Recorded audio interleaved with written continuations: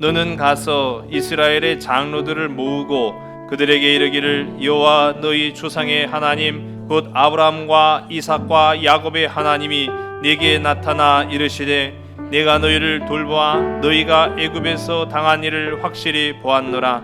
내가 말하였거니와 내가 너희를 애굽의 고난 중에서 인도하여 내어 젖과 꿀이 흐르는 땅 곧 가나안 족속, 헷 족속, 아모리 족속, 브리스 족속, 히위 족속, 여부스 족속의 땅으로 올라가게 하리라 하셨다 하면 그들이 내 말을 들으리니 너는 그들의 장로들과 함께 애굽 왕에게 이르기를 히브리 사람의 하나님 여호와께서 우리에게 임하셨은즉 우리가 우리 하나님 여호와께 제사를 드리려 하오니 사흘 길쯤 광야로 가도록 허락하소서 하라.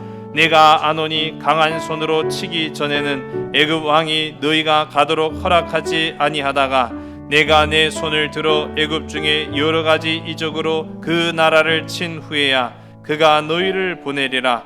내가 애굽 사람으로 이 백성에게 은혜를 입히게 할지라 너희가 나갈 때 빈손으로 가지 아니하리니 여인들은 모두 그 이웃 사람과 및 자기 집에 거류하는 여인에게 은 패물과 금 패물과 의복을 구하여 너희의 자녀를 꾸미라. 너희는 애굽 사람들의 물품을 취하리라. 아멘. 봄철이 되어서 꽃이 만개하기 시작하고 특히 우리 해미 지역에 살다 보니까 해미 읍성을 중심으로 해서 벚꽃 축제도 이제 다음 주에 있는 것으로 제가 알고 있어요. 벚꽃에 설레이지 마시고 우리 주님이 나와 함께 하신 부활에 설레어 감동하는 저와 여러분 되길 간절히 소원합니다. 우리 옆에 계신 분들 다시 한번 고백할까요? 부활이 설레어집니다. 시작. 할렐루야. 우리는 부활이 설레어지는 사람들이 돼야지 막 꽃 핀다고 막 그냥 막 거기에 환장해가지고 그냥 어떻게 하면 어디를 돌아다니고 어떻게 하면 막 놀러 갈까 그거 염려하는 걱정하는 사람들이 되어서는 안 될 줄로 알아요. 이제 봄철 되면은 또 우리가 또 농번기철 때문에 또 바쁘긴 합니다만은 그럼에도 불구하고 좀 콧바람 쐬고 싶잖아요. 사실은 뭐 제가 뭐 방금도 이 꽃에 막 흥분하지 마시고 그렇게 했지만은 어떻게 사람인지라 또 안 그렇게 했습니까? 이 봄철 되면은 들로 산으로 뭐 이렇게 뭐 사람들이 모여 있는다라고 한 데는 뭐 다들 그냥 인산인해더라고요. 저 등산은 그렇게 썩 좋아하진 않습니다만은 등산하고 나면은 좀 뿌듯한 그런 감은 없잖아 있어요. 등산 할 때가 좋아요. 제가 잘 말씀드릴게요. 산을 올라갈 때가 기분이 째지게 좋아요. 내려갈 때가 기분이 째지게 좋아요. 어떤 분들은 올라가실 때라고 말씀하신 분들도 계시고 틀린 건 아니에요. 올라갈 때도 기분 좋을 수 있고 내려갈 때도 기분 좋을 수 있어요. 뭐 누가 같이 가느냐에 따라서 기분 더 좋을 수 있고 또 풍경이 좋으면 또 기분 좋을 수도 있고요. 그래서 또 질문을 조금 바꾸겠습니다. 올라갈 때가 더 힘들어요? 내려갈 때가 더 힘들어요? 그렇죠. 이제는 또 확실하게 나오시네요. 올라갈 때가 아무렇게나 더 힘들 수밖에 없죠. 그런데 이제 우리가 산 정상에 알고 죽겠네 노래를 부르면서도 어쨌든 정상을 찍었어요. 그러고 난 이후에 내려갑니다. 내려갈 때는 어쨌든 조심히 내려가야겠지만은 올라올 때만큼의 힘은 들지 않는단 말이죠. 그러니까 기분이 일단 좋아요. 또 내려가는 그 사람의 감정이 어쨌든 간에 내가 정상을 찍고 내려간다라는 그 보람이 또 있어서 그 기분이 어쨌든 더 한결 좋을 것 같습니다. 그런데 이렇게 내려가다 보면은 올라오는 사람들이 또 있어요. 올라온 사람들의 그 얼굴 표정은 방금 전 내가 지었던 얼굴 표정이었겠죠. 아이고 죽겠네 막 아이고 내가 여기를 왜 올라가고 해갖고 그냥 하면서 그렇게 막 땀을 빡 비우듯이 흘려가면서 올라오는 모습 보면은 내려가는 사람의 그 마음은 더 좋을까요 나쁠까요? 그렇죠, 더 좋죠. 난 벌써 그 과정을 거쳤으니까. 자, 그런데 이 오는 사람과 내려가는 사람, 등산객과 하산객이 마주치는 그 지점에서 산에 올라가는 사람이 산을 내려오는 사람한테 묻습니다. 저는 그런 경우는 봤지만 산을 내려가는 사람이 산을 올라오는 사람한테 묻는 경우는 거의 못 봤던 것 같아요. 자, 올라가는 사람이 내려오는 사람한테 뭘 묻죠? 그렇죠. 바로 그거예요. 다들 해보셨군요. 산을 올라가는 사람이 막 땀을 삐질삐질, 아이고 힘들어 하면서 마침 내려오는 사람을 마주했을 때 뭐 인사도 하겠지만은요. 그러면 얼마 남았어요? 하고 묻습니다. 자, 여러분이라고 한다면 뭐라고 대답하시겠습니까? 고약한 분이라면 뭐 한참 멀었어요. 그럴 거예요. 끝도 안 보여요. 그럴지도 모르겠죠. 근데 이제 보통은 그렇게 대답 안 하시고 어떻게 대답하죠? 얼마 안 남았다고 대답하시죠? 사실일까요? 거짓일까요? 그렇죠. 어떻게 그렇게 거짓말을 잘하셔? 얼마 안 남았다는 말만 믿고 또 올라가는데 얼마 안 남았다고 해놓고서는 얼마 안 남긴 뭘 얼마 안 남아요. 한참을 걸어가도 끝이 안 보이는 거예요. 아이고 속았네. 그러고 가는 사람은 또 좀 못 봤어요. 어쨌든 가죠. 근데 또 산을 정상을 딱 찍고 난 이후에 내려가는 사람의 마음은 아까 전 마주쳤던 그 사람과 동일합니다. 또 올라오는 사람을 마주해서 얼마 남았나요? 하면은 얼마 안 남았어요 라고 답을 하겠죠. 여러분, 인생에서의 사흘길, 고난 가운데 그 사흘을 잘 견뎌낼 수 있는 복된 저와 여러분 되기를 간절히 소원합니다. 성경 속 인물들을 보게 되면은요, 각양각색이지요. 의인도 있고 불의한 사람도 있습니다. 순종하는 사람도 있고 불순종하는 사람도 있습니다. 그런데요, 저는요 아주 독특한 사람들을 좀 잘 찾아내고 좀 주의 있게 봅니다. 많은 사람들은 의인이다, 대단한 사람이다, 믿음의 사람이다 그렇게 하지만 저는 조금 삐딱한 시선으로 가끔 볼 때가 있어요. 소위 말하는 성경의 또라이들을 좀 찾아봐요. 어떤 놈이 또라이인가 하고 보면은 대표적인 인물이 있는데 그 중에 하나가 기드온이라는 사람이에요. 기드온 또라이입니다. 여러분 보세요. 하나님이 기드온에게 나타나셨죠. 제가 지난 시간에 우리 함께 질문 드렸습니다. 우리 중에 하나님 만나고 싶으신 분 계세요? 죽는다니까요. 만나면 죽어요. 보면 죽는다니까요. 맞아요. 우리가 만나고 싶은 마음은 뭐 굴뚝 같고 맞는 말이에요. 그런데 성경을 통해서도 우리가 알지만 하나님 보면 죽어요. 막 감추기 급급하는 거예요. 숨기가 급급한 거예요. 죄 지은 이후에 아담의 모습들, 아담과 하와의 모습을 보면도 알 수 있지만은 하나님이 찾으니까 막 그 풀숲으로 막 들어가느라고 길을 쓰고 있잖아요. 모세도 보세요. 하나님이시라는 거를 불타는 떨비 나온 가운데 계신 임재하신 하나님이라는 사실을 알고는요, 고개를 그냥 막 땅에 쳐박기 급급했습니다. 자, 그렇게 우리가 하나님 만난다는 게 어마어마한 일이라는 것을 아는데 보세요. 기도는요, 하나님이 나타나셨는데도 불구하고 뭘 하기 시작해요? 의심부터 하기 시작하죠. 이거 못 믿겠는데요. 이거 참 증거를 달라고. 완전 또라이예요, 진짜. 자, 그런데 또 다른 인물을 발견할 수 있어요. 물론 제가 기도는 또라이라고 제가 말씀드려서 진짜 또라이 아닙니다. 아시죠? 자, 근데 또 다른 이 기드온에 필적할 만한 또라이가 있는데 그가 바로 모세입니다. 자, 이제 알고 보면 진짜 그런 것 같아요. 하나님의 계획이 이제 불타는 떨기나무 가운데 임재하셔서 내가 이제 어떻게 너를 통해 하나님의 계획하심과 역사하심을 나타내 보이리라 라고 다 알려주셨어요. 누구한테요? 그렇죠, 모세한테만 알려준 거예요. 지금 한 특정한 사람을 부르셔서 그에게만 하나님의 놀라운 계시의 역사를 펼쳐 보이신 거예요. 하나님 땡큐. 그렇게 해도 모자를 파네.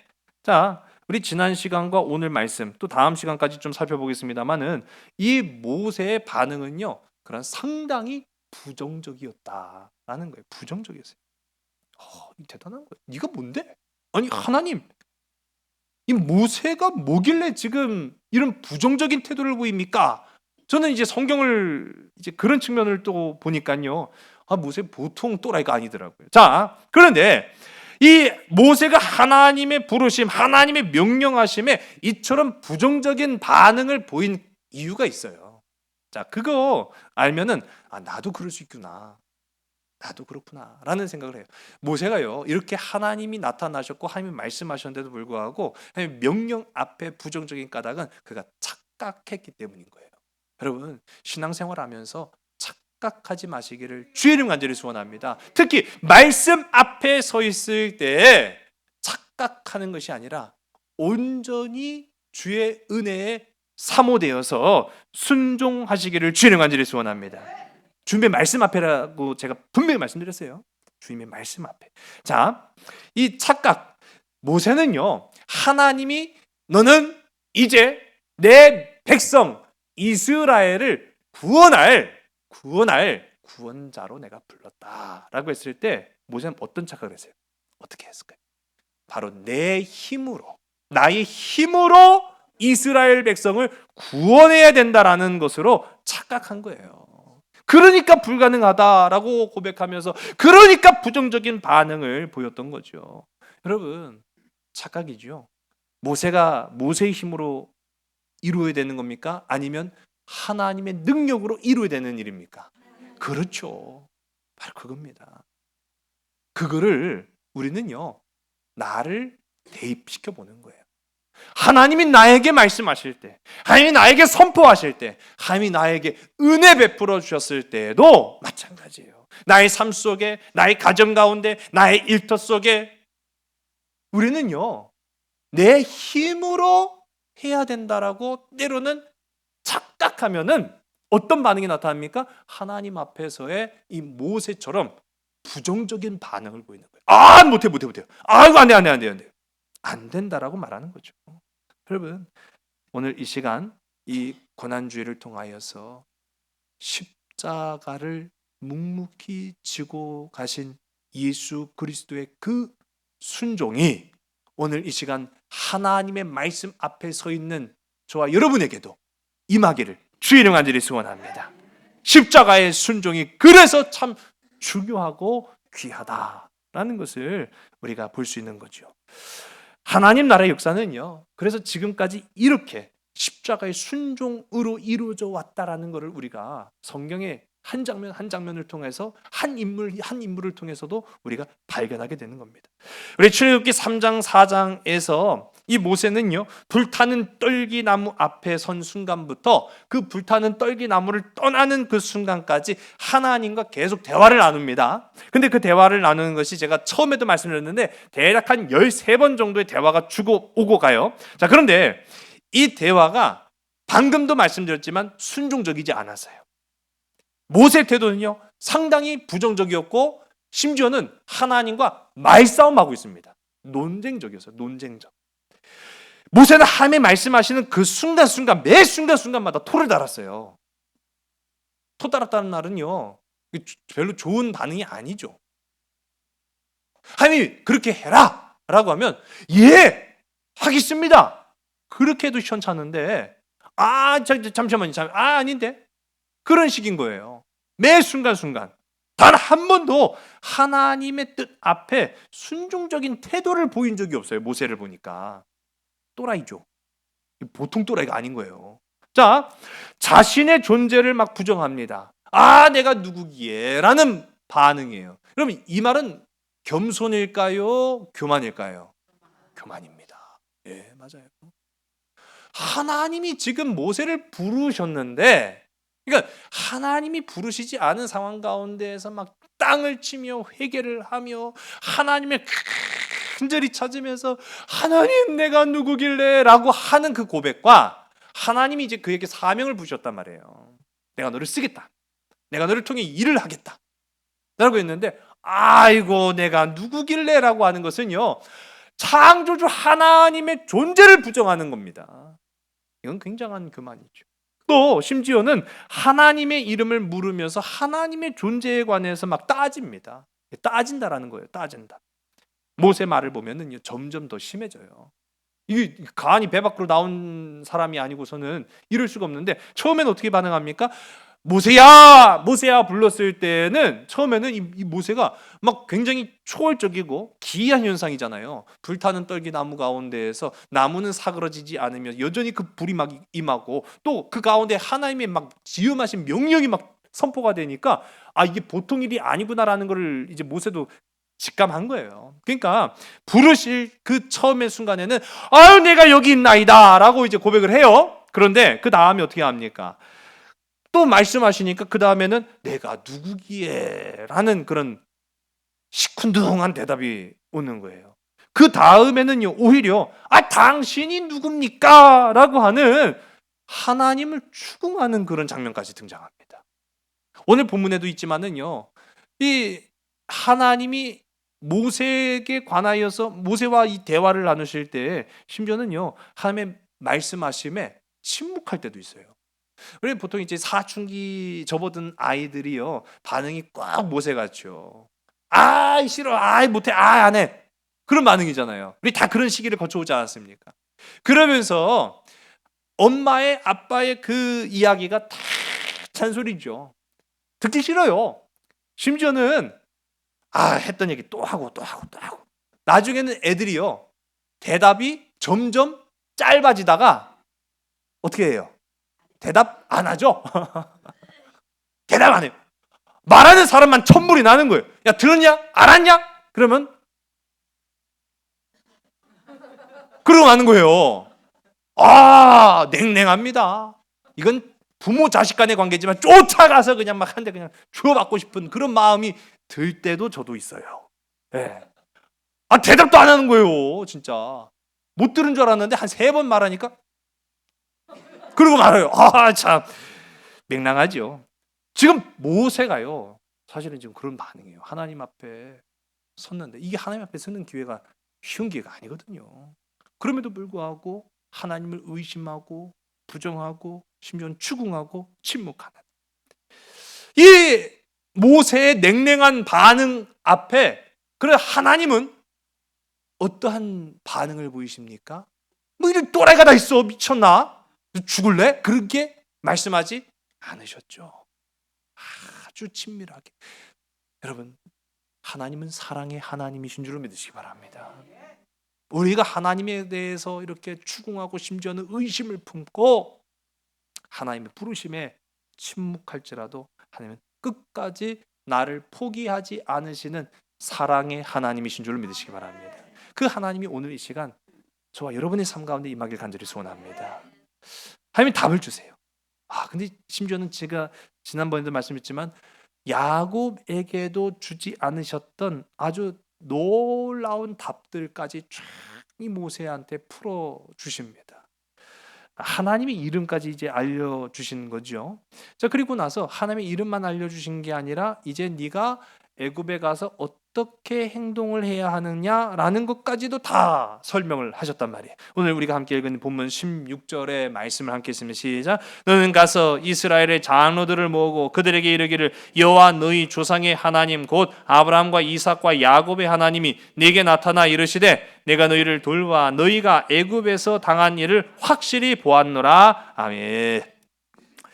먼저는 하나님께서 이 모세한테 그냥 막 냅다가 갖고 그냥 떠들어라 그렇게 하지 않으셨죠. 이스라엘의 장로들을 먼저 모아라라고 말씀하세요. 제가 요즘 이 하나님의 선교 전략에 관해서 조금 관련된 책들을 좀 찾아보면서 연구를 좀 하고 있는데 놀라워요. 하나님은요 전략가이십니다. 당연한 이야기지만은요 하나님은 진짜 인간의 상상과 생각을 계획을 초월하시는 놀라운 전략들을 구사하고 계신데 오늘 그런 부분 아주 지극히 작은 부분이지만요 이 말씀 가운데도 하나님의 전략이 나타나는 거예요. 모세야 내가 너를 불렀으니까 너는 내 사람이야. 너는 내가 쓰는 일꾼이야. 네가 말하면 곧 내가 말한 것과 똑같아. 넌 가서 얘기만 하면 돼. 그러면요 이 모세는요 또라이에다가 미친놈 되는 거예요. 갖고 막 떠들고 다니는 저뭔 놈이요 뭐 미친놈이어 갖고 떠들 그렇게 되는 거예요. 그런데 어떻게 하라고 하죠? 이스라엘의 지도자들을 다 모아라. 그 모은 지도자들에게 내가 오늘 이렇게 너희들 백성들을 구원하겠다라고 하는 것들을 다 전해라. 여러분, 하나님의 전략에 오늘도 우리는 깜짝 놀라지 않을 수가 없어요. 왜요? 왜? 하나님 나를 향하신 전략도 세워놓고 계시기 때문이라는 사실이에요. 여러분, 하나님의 전략에 나의 순종, 이 하나님의 전략과 모세의 순종이 이어졌을 때 출애굽의 역사가 임하였는 줄을 믿으시기 바랍니다.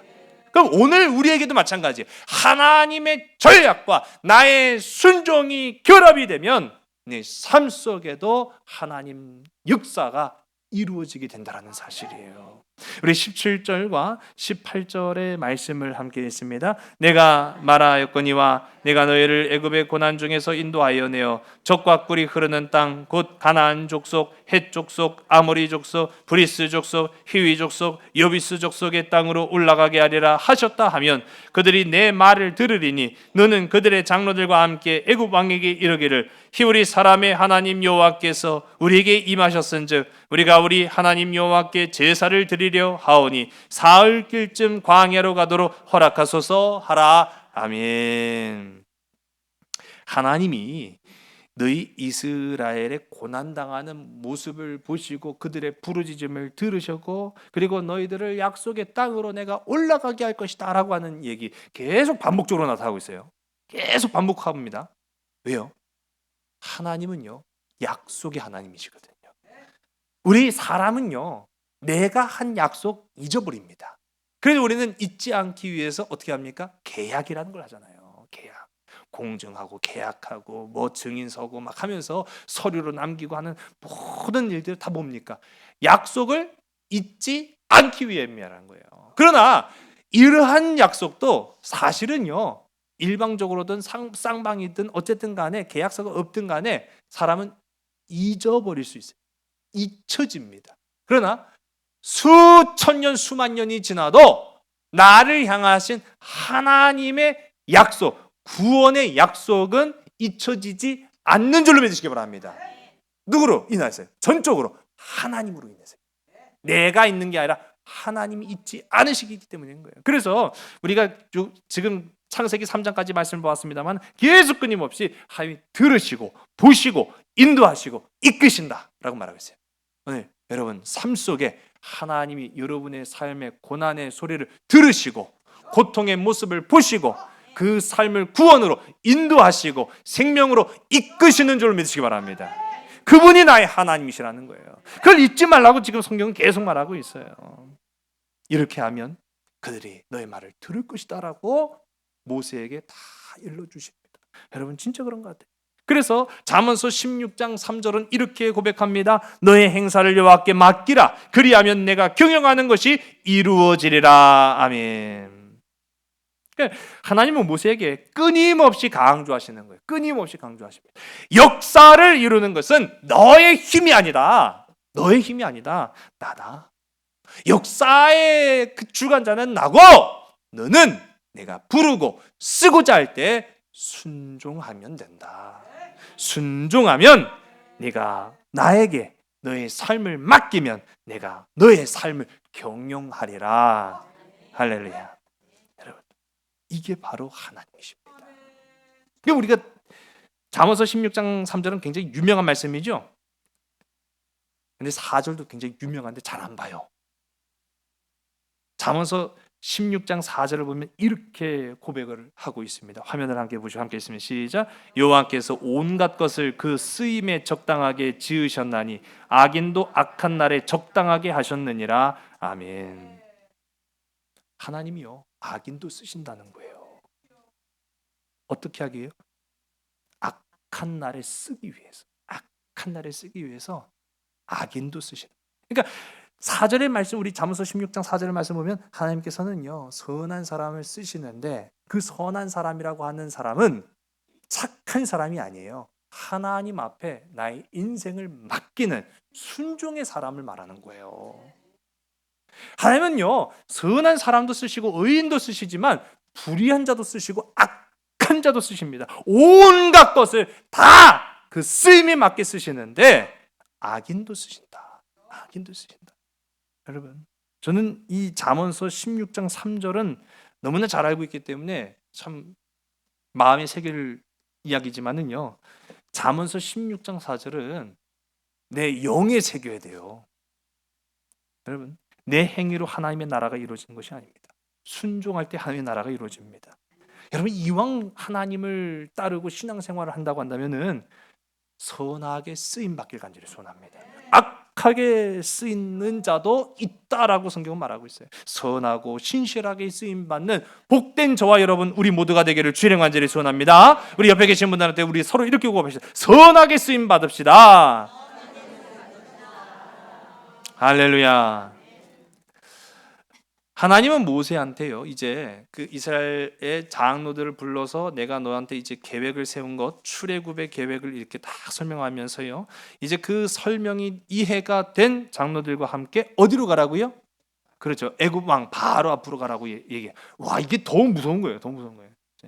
그러니까 왜 하나님이 이 모세를 택했는지 알만해요. 또라이는 가능하거든요. 진짜요. 예. 이 또라이가 아니고서는 진짜 이거 보세요. 40년 동안 물론 내가 전에 40년 전에 여기서 생활했던 왕자요라고 할 수 있지만은 이미 성경 말이죠. 모세를 기억하지 못하는 임금이에요. 모세와 아무런 일면식도 없고 핏줄 하나 통하지 않은 사람이에요. 그런 사람이 뭐 내가 백날 첫날 40년 전 얘기를 주구장창한들 뭐가 먹혀들겠습니까? 안 되죠. 더군다나 40년 동안 그가 한 일이 뭐예요? 이 미디안 광야에서 양똥구멍이나 쳐다봤다고 했잖아요. 아무것도 한 것이 없어요. 업적을 한 것도 없어요. 아무것도 아닌 무명의 사람이 와갖고 갑자기 그냥 바로 앞에 콩내나라 판내나라 하고 있으면은 그게 미친놈이 아니고 뭐겠어요. 이 또라이만 가능한 일인데 어쨌든 간에 하나님의 뜻을 그렇게 전달해라 라고 이야기합니다. 우리 18절의 말씀을 우리 앞절 말씀만 다시 보면 그들이 내 말을 들으리니 너는 그들의 장로들과 함께 애굽 왕에게 이르기를 히브리 사람의 하나님 여호와께서 우리에게 임하셨은즉, 내 생각이 아니라는 거예요. 하나님이 임하셔서 그렇게 한다는 거예요.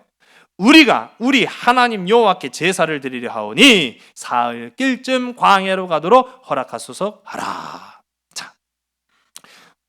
자, 바로한테 뭐라고 이야기를 하라고 한 거예요? 그러니까 아니, 사흘 길을 빼고 아주 핵심적인 거. 그렇죠. 제사. 누구한테 제사? 그렇죠. 하나님한테 제사. 그러니까 우리가 우리 하나님한테 제사를 드리겠습니다라고 바로한테 얘기하는 거예요. 자, 이게 출애굽의 1차 목적입니다. 맞죠? 아니에요? 맞아요, 틀려요? 그러니까 제사를 드린다라는 거는요, 사실 애굽 사람들한테도 낯선 게 아니에요. 애굽 사람 밥 먹듯이 제사 드리는 거예요. 날마다 제사 드리는 거. 왜? 만신들과 함께 살아가는 거예요. 신들의 세상이에요. 애굽은 사실은 수없이 많은 신들이 있어요. 그러니까 신을 부정하는 나라도 아닙니다.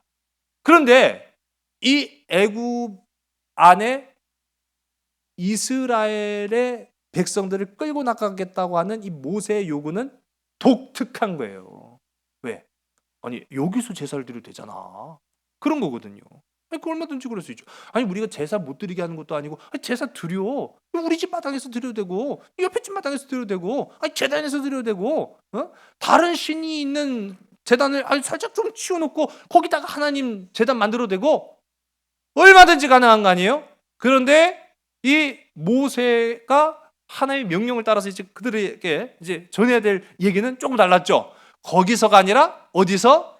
그렇죠. 사흘 정도 간 그 거리에서 우리가 제사를 드리겠습니다. 허락하옵소서. 그렇게 얘기를 하는 거예요. 여러분, 출애굽의 1차 목적은 그러니까 제사인 것 같으나 제사가 목적이 아니었던 거죠. 바로 뭡니까? 독립이에요. 독립이었습니다. 돌아온다는 얘기 있어요? 그렇죠. 그걸 우리가 눈여겨봐야죠. 우리가 사흘 길쯤 가서 제사를 드리고 돌아오겠습니다. 그게 아니라 가도록 허락하소서 라고만 얘기한 거예요. 독립이에요. 독립. 그러니까 출애굽의 본질적인 목적은 독립인 겁니다. 1919년 3월 1일 우리가 잘 아는 것처럼 김이 독립선언서가 낭독된 3.1절이 되었습니다. 우리나라 민족 대표 33인이 작성하고 공표한 이 독립선언서 내용을 보게 되면 이렇게 쓰여 있어요. 다 읽어드릴 수는 없고요. 우리는 우리 조선이 독립한 나라임과 조선 사람이 자주적 민족임을 선언하노라. 우리는 모든 나라에 알려 모두 평등하다는 큰 뜻을 분명히 하고 우리 후손이 민족 스스로 살아갈 정당할 권리를 영원히 누리게 될 것이다. 우리의 고유한 자유권을 보존하여 자유로운 삶을 누릴 것이며 우리의 넘쳐나는 독창력을 발휘하여 봄 기운 가득한 세상에 민족적 우수성을 맺어 나아갈 것이다 라고 이 독립선언서 A4 용지 한 4페이지 정도 분량이 될까요? 원래는 이제 보시는 것처럼 긴 내용을 담고 있습니다만은 우리가 독립선언을 한 거는 그냥 우연의 일치로 된 것이 아니었어요. 그 과정을 보면은 수없이 많은 독립을 염원했던 사람들의 눈물이 있었고 헌신이 있었고 희생이 수반이 되었던 것을 우리가 역사를 통해서 살펴보게 됩니다. 3.1 운동은 단순히 3월 1일 한 날에만 이루어진 것이 아니라 그 이후에도 끊임없이 독립만세 운동이 펼쳐졌는데 서울 경기 지역만 397회 대단한 겁니다. 한 번 모일 때마다 수십만 명이 운집해갖고 대한독립 만세를 외친 거예요. 잡혀갈 줄 알면서요. 잡혀가면 죽임을 당할 것을 각오하면서까지 그렇게 했다는 거예요. 평안도 266회, 경상도 258회. 자랑스럽죠. 전국 각지에서 우리 충청도가 4번째로 많아요. 충청도 201회. 제가 횟수로만 말씀을 드리는 겁니다. 참여 인원으로 따지면요, 이때 당시 2천만 동포라고 이야기를 하는데 200만 명 이상이 독립운동에 동참했다라고 기록이 말하고 있어요. 정확한 기록은 없어요. 왜냐하면은 그때 당시 얼마나 많은 사람들이 운집했는지를 다 일일이 세세하게 기록을 할 수 없기 때문에 최소 인원으로만 200만 명 이상이 이 독립운동에 동참했다라고 말합니다. 여러분, 일제가 깜짝 놀란 거예요. 역사에 유례가 없습니다, 여러분.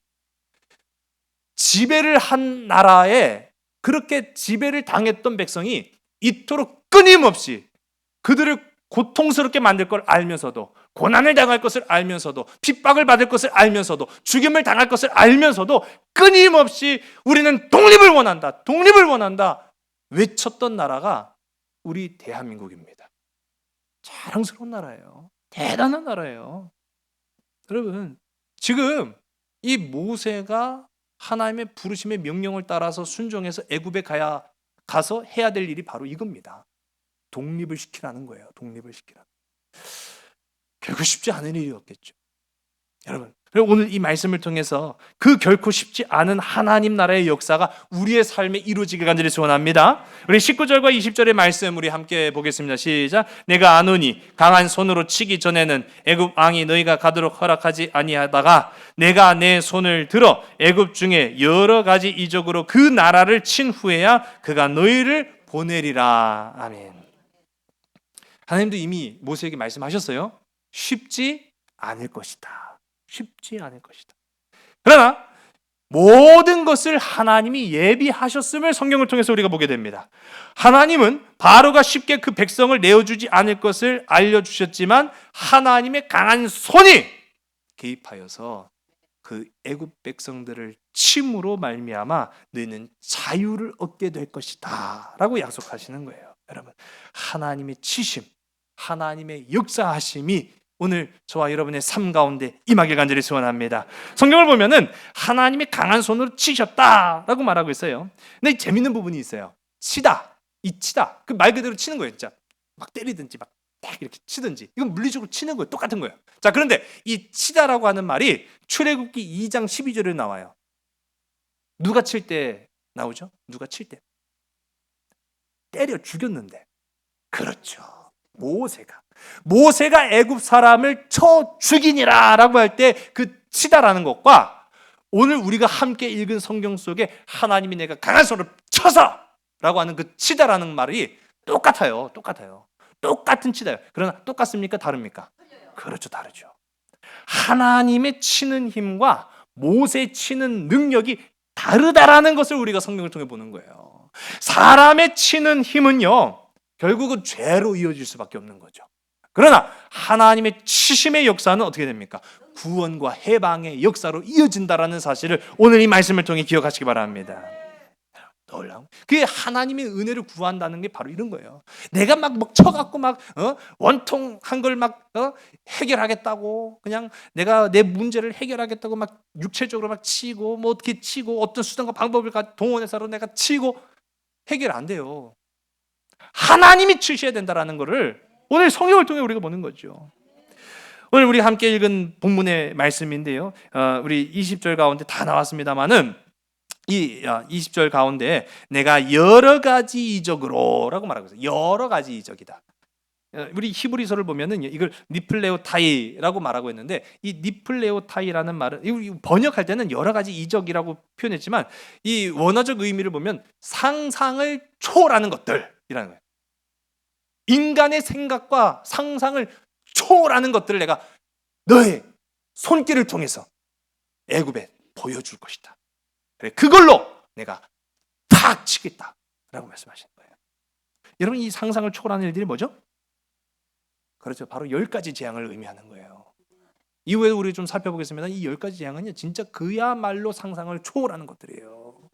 사람은 할 수 없는 일이죠. 오로지 하나님만이 하실 수 있는 거예요. 여러분, 하나님만이 하시는 상상을 초월하는 역사가 우리와 함께 하시는 줄로 믿으시기 바랍니다. 두려울 것이 뭐가 있겠어요? 세상을 염려하고 극심하고 걱정하고 두려워할 일이 무엇이 있겠습니까? 하나님은 나와 함께 하셔서 상상을 초월하는 능력으로 세상을 치신다라고 말하고 있어요. 그게 하나님이십니다.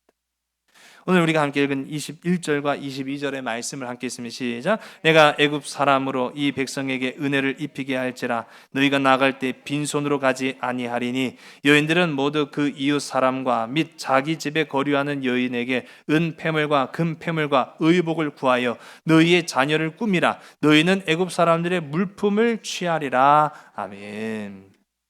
하나님의 치심의 결과를 이제 보는 거예요. 사람이 칠 때 우리가 이제 아까도 말씀드렸지만은 모세가 치는 것은요, 어떠한 상급도 없었어요. 그저 내가 오히려 가지고 있던 것들을 다 버리게 된 거죠. 개털된 거예요. 빈털터리가 돼갖고 미디안 광야로 도망갈 수밖에 없는 그 단 한 번의 인간적인 욱한 마음으로 탁 치는 것 때문에 결국은 모세는 개털됐잖아요. 그런데 반대로 하나님이 탁 치신다는 것은요, 구원과 해방의 역사일 뿐만 아니라 그 하나님을 따르고 하나님의 명령에 순종한 자에게 상급까지도 더하여 주신다라고 말하는 거예요. 상급까지도. 그래서 순종의 결과가 얼마나 놀라운가를 우리가 이제 주목해 보게 되는 거예요. 여러분, 빈손으로 가지 않게 할 것이다라고 성경은 말하고 있죠. 놀라운 겁니다. 모세가 탁 쳤을 때 어떻게 했어요? 빈손으로 갔죠. 있는 것도 다 그냥 다 털려가지고 그냥 막 걸음만 날 살려라고 내뺐는데 하나님 탁 치시니까 취하리라. 내가 취하게 할 것이다. 히브리어로 이 나찰이라고 합니다. 나찰. 근데 이 나찰이라고 하는 게 어떤 거냐면요, 빼앗아 움켜쥐게 할 것이다라고 말하는 거예요. 여러분, 이전에 이 이스라엘 사람들의 그 삶을 한번 봅시다. 애굽 안에서 430년 동안 종살이하면서 살았던 이 애굽 안에서의 이스라엘 사람들은요, 그냥 종이는 다를 바 없어요. 부리면 부리는 대로 그냥 가서 일하는 거예요. 자기 몫을 당당하게 요구할 수 없었어요. 왜? 난 종이니까. 난 신분이 저들보다 낮으니까. 난 이방인이니까. 요구가 다 뭐예요? 구한 것도 제대로 못 받았을 거예요. 자, 그런데 어떻게 말합니까? 내가 치고 난 이후에는 당당하게 집주인한테 가서 그거 내놔! 그거 다 벗어! 아무 소리 못하게 되는 거예요. 당당하게 너희가 요구할 것이고 구할 것이고 그것을 빼앗아서 가지고 나오게 할 것이다. 이게 하나님이신 겁니다. 여러분, 놀랍지 않습니까? 하나님의 능력에 순종하는 자의 역사가 바로 이와 같으리라는 것을 하나님은요, 이 모세에게 다 다 알려주고 계시다라는 거예요. 우리 다시 한번 이 18절의 말씀을 우리 함께 보겠습니다. 시작. 그들이 내 말을 들으리니 너는 그들의 장로들과 함께 애굽 왕에게 이르기를 히브리 사람의 하나님 여호와께서 우리에게 임하셨은즉 우리가 우리 하나님 여호와께 제사를 드리려 하오니 사흘길쯤 광야로 가도록 허락하소서 하라. 아멘. 제가 앞서도 인생의 사흘길은 결코 긴 건 아니에요. 우리가 지금 당장 사흘이라고 하면은 굉장히 먼 것처럼 느껴질지 몰라도 인생이라는 그 장관 세월 가운데 사흘이라고 하는 것은요 결코 긴 거리가 아니거든요. 자, 그런데 왜 성경은 하나님께서 그 백성 이스라엘을 이끌고 나아갈 때 사흘길, 3일이죠, 3일. 이 3일에 관한 이야기를 하셨는가라고 하면 이 3일이라는 이 걸어서 갈 수 있는 거리가 지금 우리가 알려져 있는 시내산까지의 실제적 거리를 말하는 겁니다. 애굽에서부터 걸어서 3일이면 시내산까지 도착해요. 그걸 의미하는 거예요. 또 한편으로는 이 사흘 정도 되는 거리가 된다면 뒤늦게 사흘 만에 쫓아가도 상당히 벅차겠죠.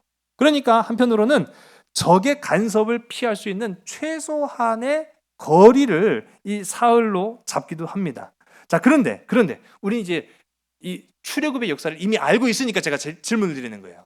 자, 출애굽한 이스라엘 백성들은 광야를 딱 사흘만 걸었죠? 와, 40년을 걸었다고요? 사흘 아니고요. 하나님은 사흘이라고 했어요? 40년이라고 했어요? 그렇죠. 아니, 만일 우리가 생각해 보죠. 또라이 이 모세가 하나님이 야, 내가 40년만 걸어가면 내가 너를 만나주고 백성을 인도하고 구원도 주고 상급도 40년만 참아. 그 모세가 뭐라고 반응했어요? 아이, 다른 사람 없어요? 나 말고? 왜 나래요? 아마 그럴지 몰라요. 하나님 거짓말 하셨죠? 아니에요? 지금 우리가 함께 읽은 말씀 보면 사흘이라고 했잖아요. 근데 실제로는 40년 걸렸단 말이에요. 아니, 왜 하나님 거짓말을 하셨는가? 그렇죠. 순종 안 할 수 있었어요. 그러니까 충분히 그런 가능성도 있고요. 이 40년, 이 왜 40년에 관한 하나님의 설명이 빠졌는가? 여러분, 사실 인간은요, 하나님의 설명을 다 듣는다고 해도 이해할 수가 없어요. 이게 하나님의 전지전능하십니다. 우리가 욥기를 통해서도 알 수 있지만은 하나님은요, 인간의 계획 그 너머에 계십니다. 초월하신 하나님이에요.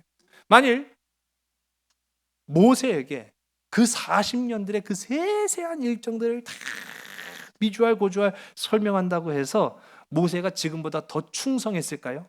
더 순종했을까요? 아니요, 전혀 그렇지도 않다는 거죠.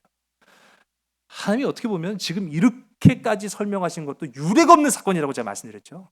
이거 굉장한 하나님이 자비를 갖고 인내를 가지고 모세한테 출애굽의 전 과정에 대한 아주 간략한 설명을 해 주신 것만으로도 엄청난 사건이었다라는 걸 우리가 보는 거예요. 그럼 왜 사흘길이었느냐라고 했을 때 여러분, 한치 앞만 보고 가라는 주님의 명령인 줄로 믿으시기 바랍니다. 이 이스라엘 백성들을 인도하실 때 사흘길이라고 분명히 말씀하셨지만 또 다른 한편으로는 하나님이 늘 그들의 곁에 불기둥과 구름 기둥을 임재하고 계셨습니다. 항상 그렇게 하셨어요. 항상 불기둥과 구름 기둥이 그들 보이는 육안에 있었어요. 하나님은요, 그것만 보고 하라. 그것만 보고 하라. 여러분, 우리가 보이는 것과 보이지 않는 것의 차이가 엄청나다는 걸 우리가 알고 있어요. 때로는 우리가 하나님 앞에 나갈 때 믿음이 없는 자라 한다면 하나님은요, 눈앞에 있는 것만 보여주십니다. 그러나 그것이 능력이 부족한 하나님이시기 때문에 그런 것이 아니라 그렇게 할 때 그의 믿음이 더욱 커지게 되는 줄로 믿으시기 바랍니다. 성장하게 되는 줄로 믿으시기 바랍니다. 여러분, 내 앞에 놓여져 있는 사명 앞에도 순종하지 못하는 사람이 어떻게 십자가를 질 수 있겠습니까? 하나님 처음부터 우리에게 십자가 질래? 십자가 질래? 그렇게 말씀 안 하세요. 하나님은요, 작은 것부터 우리에게 순종하도록 조금씩 이끄십니다. 불기둥을 보여주시고요, 구름기둥을 보여주시고요, 사흘길이라는 짧은 거리를 통해서 너 이것만 순종하면 된다. 마치 등산을 하는 사람이 얼마 남았어요 하나님? 얼마 남았어요 하나님? 할 때 사흘만 참어, 금방 도착한다. 사흘이 40년 될 거라고는 아무도 생각 못했겠죠. 그러나 그렇게 끝까지 견디고 순종한 자에게 출애굽의 놀라운 역사와 상급이 임하게 되었다는 사실을 기억하시기 바랍니다. 여러분, 오늘 이 말씀 고난주간 통해서 여러분의 삶 속에 적용하시기 바랍니다. 내 앞에 놓여져 있는 작은 사명에 순종하는 자가 십자가에 순종하는 자다라는 사실을 기억하는 여러분 되시기 바랍니다. 십자가만 보고 나아가시기 바랍니다. 내 앞에 놓여져 있는 십자가의 순종으로 살아가는 여러분 되시기 바랍니다. 나의 힘 의지하지 말고 나를 향하신 하나님의 역사를 주목하며 나아가는 여러분 되시기 바랍니다.